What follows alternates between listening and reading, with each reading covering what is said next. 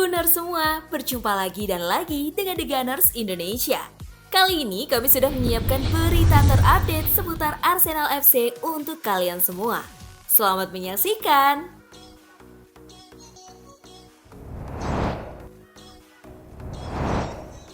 Gabriel Jesus lebih baik dari Erling Haaland. Menurut mantan striker Aston Villa, KB Agbonlahor, transfer Gabriel Jesus ke Arsenal adalah transfer terbaik daripada transfer Erling Haaland ke Manchester City. Jesus yang didatangkan dari Manchester City sukses membantu Arsenal memuncaki klasemen sementara Premier League. Dalam 7 penampilan, Jesus mampu mencetak 4 gol dan 3 assist. Sementara itu, Haaland bersama Manchester City duduk di peringkat kedua, yakni 1 poin di bawah Arsenal. Haaland sukses mencetak 11 gol dan 1 assist dari 7 pertandingan. Kendati memiliki torehan gol yang luar biasa, Agbonlahor merasa bahwa Jesus adalah rekrutan yang lebih baik. Menurut saya, Gabriel Jesus pembelian terbaik. Haaland memang luar biasa, tetapi Manchester City sejak dulu selalu bagus tanpa Haaland. Tetap bisa mencetak gol-gol konyol tanpa Haaland. Sementara itu, Gabriel Jesus menyulap Arsenal menjadi tampil beda. Sekarang mereka punya striker yang tidak kesulitan saat diminta mempressing back lawan, kata Agbonlahor kepada Talksport.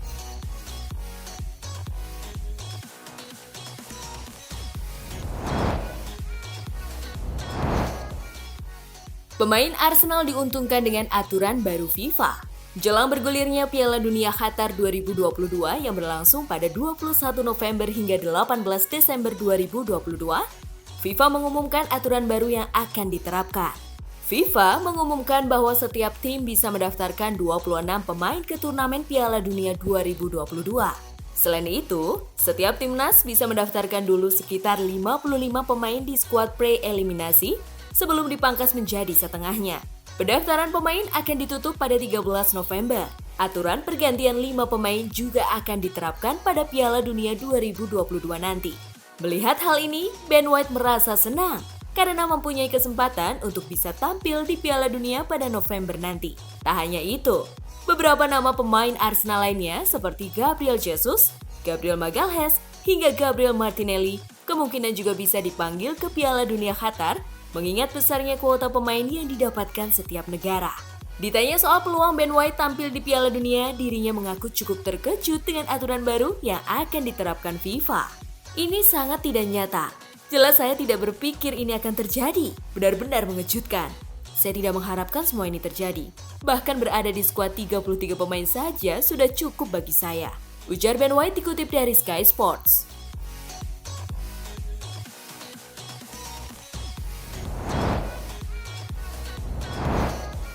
Thomas Partey kembali mengalami cedera.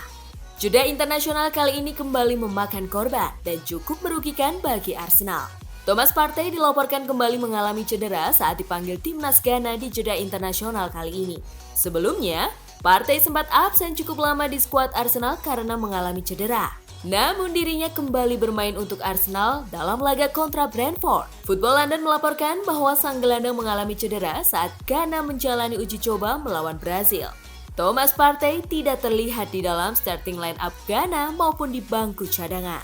Kabar yang beredar mengatakan jika Partey mengalami cedera di sesi latihan, sehingga dirinya tidak dilibatkan dalam pertandingan saat itu.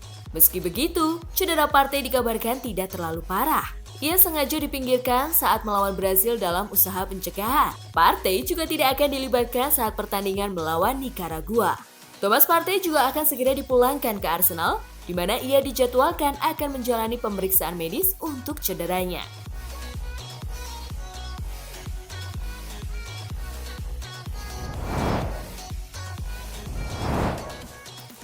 Derby London Utara, Tottenham tanpa kaptennya.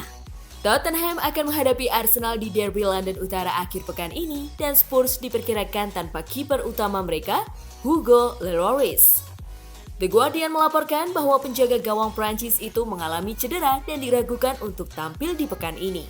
Jurnalis The Sun, Tom Barkley, mengatakan jika Fraser Forster akan bermain dalam derby nanti, ini akan menjadi pukulan besar.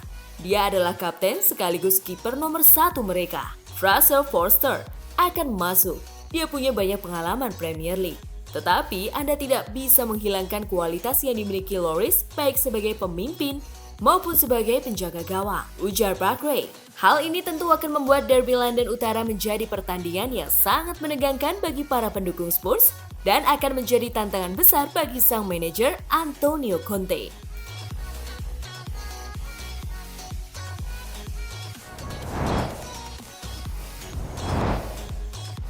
Mikel Arteta targetkan gelandang Rennes.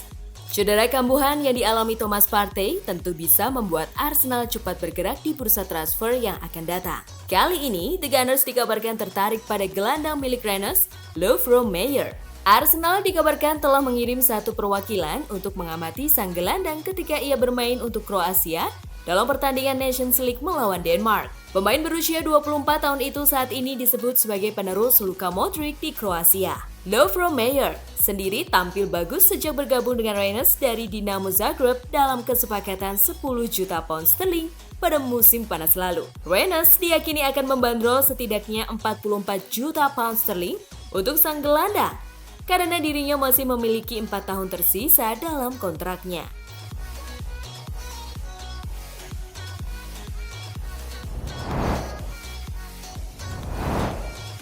Richarlison akui dibidik Chelsea dan Arsenal. Richarlison menuntaskan salah satu langkah transfer yang mencuri perhatian di musim panas ini. Dirinya memilih meninggalkan Everton untuk bergabung dengan Tottenham Hotspur.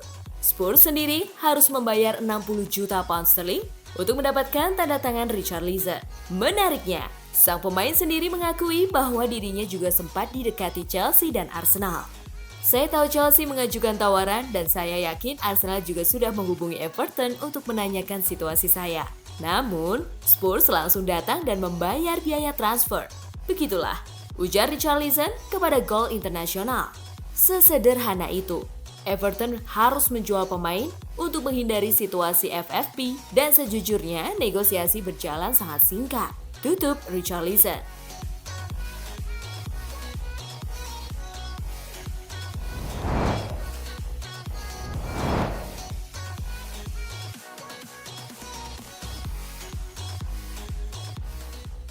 Nah, itulah tadi kumpulan berita menarik dan terupdate seputar Arsenal FC.